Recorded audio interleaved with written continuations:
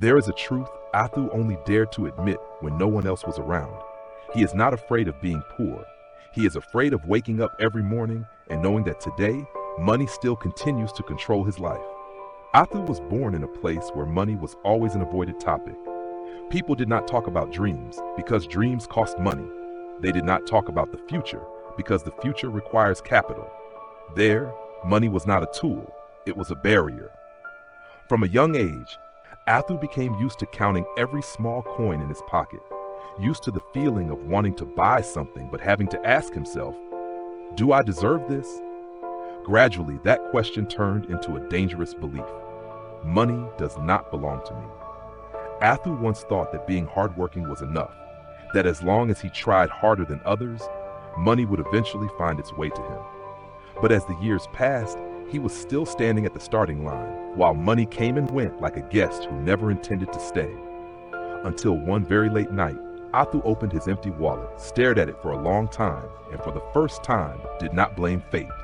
He asked himself, if money were a living being, would it want to stay beside someone who had never tried to understand it? And from that question, Athu's story began. Athu's life passed in a familiar loop. Morning went to work, night returned home, end of the month counted money with an emptiness he could not name. Money was always present in his life, but it never stayed long enough to create a sense of security. Athu worked non-stop. He took extra hours, even accepted jobs others refused. But the harder he tried, the more money felt like sand slipping through his fingers. No matter how much he earned, it disappeared just the same. He began to compare himself to friends, to people who started from the same place, but had now gone much farther. In Athu's mind, a dangerous thought slowly formed. Maybe I'm not destined to be rich. Every time he lacked money, Athu comforted himself by saying, just earn more and it will be fine. But he never asked, why am I always short? Why does money never listen to me? There were nights when Athu lay staring at the ceiling, his mind full of worry, while his hand kept scrolling on his phone, spending the last remaining money for temporary comfort. And the next morning, he regretted it. Athu did not yet understand that the problem was not how much money he earned, but that he was letting money lead his emotions instead of leading money himself. And that was when the real conflict inside him began to grow. Everything started to change on a very ordinary day. No magic, no sudden good news. Athu simply happened to hear a sentence from a stranger, but it stayed in his mind longer than any advice he had heard before. Money doesn't disappear, the person said. It only leaves the hands of those who don't know how to keep it. That sentence made Athu fall silent. For the first time, he did not argue, did not look for excuses. He brought that sentence home, placed it on the table beside his old wallet, and began to look back at his entire relationship with money. Athu realized he had never treated money as something that needed to be managed. He only saw money as a reward after exhaustion, a way to soothe emotions, a temporary escape from depressing days. He also realized something even harder to accept. Whenever he had money in his hands, he rushed to spend it, as if afraid that if he kept it too long, it would remind him of how poor he once was. That night, Athu did not spend any more money. Not because he was stingy, but because for the first time, he wanted to understand what money was trying to say to him. Athu began to write things down, every coin, where it went, and why it left. And in that silence, he realized money had never been the enemy. His own unconsciousness was what had kept him poor. Athu did not wake up and become a different person overnight. His change happened slowly, quietly, and sometimes painfully. Because for the first time, he had to face the habits he had long used to escape. Athu started with the smallest things. He stopped spending money just to soothe emotions, stopped shopping out of boredom, out of pressure, or simply to feel better for a moment. Every time he reached for his wallet, he asked himself, is this expense helping me move forward, or just helping me forget the present? He set simple but strict rules. Do not spend before fully understanding what you are spending on.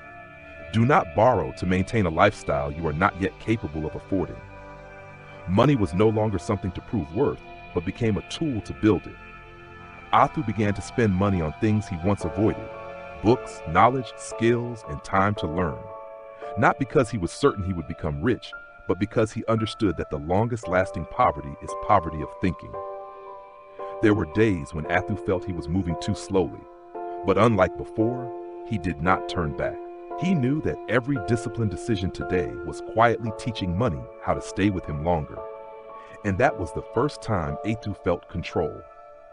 Discipline does not always bring comfort. There were periods when Athu did everything right, but results still did not appear. Savings grew very slowly, opportunities were vague, and worries became clearer each day. There were nights when Athu sat alone, looking at his expense records. The numbers did not lie, but they also did not bring immediate hope. He wondered if he was wasting time on a path that was too long. Pressure closed in. Friends continued to move forward in their own ways. Social media was filled with stories of getting rich quickly, testing Athu's patience day by day. There were moments when he wanted to return to his old lifestyle, spending money to forget anxiety, borrowing from the future to buy present comfort. Just one step back and everything would feel much lighter. But Athu stopped. For the first time in his life, he did not run from the feeling of lack. He sat with it, observed it, and understood that if he gave up now, he would not only lose money, he would lose the strongest version of himself. Athu accepted moving slowly, accepted not being recognized yet, as long as he did not betray the path he had chosen. And it was in that hardest period that Athu's inner strength began to form. Many years passed. Athu did not become the richest person he once admired. There was no explosive moment, no overnight success story. But one thing had completely changed. Athu was no longer afraid of money. He understood that money is not the final goal, but a mirror reflecting the person he is becoming. When Athu lived with discipline, money stayed longer. When he was patient, money grew over time. And when he respected every small coin, money began to respect his efforts in return. Athu learned that being poor is not scary. What is scary is being poor and refusing to learn. Lacking money is not failure. Refusing to grow with money is the greatest mistake. Today, Athu may not own much, but he controls what he has. He no longer spends money to fill emotional emptiness, no longer borrows the future to buy temporary comfort. And if someone asked Athu how money changed him, he would answer very slowly, very honestly, "Money didn't make me better or worse. Money only forced me to be honest with myself." If you are hearing this story while your pockets are still empty, do not rush to despair. Money may come slowly, but it always finds those who are patient enough, knowledgeable enough, and strong enough not to quit halfway. Athu's journey ends here, but your journey may just be beginning. If you enjoyed this story, please like and share it with your friends. And don't forget to subscribe to the channel to watch more inspirational stories like this. Thank you for staying with us. See you again in the next story with new thoughts and new lessons. Until then, live well.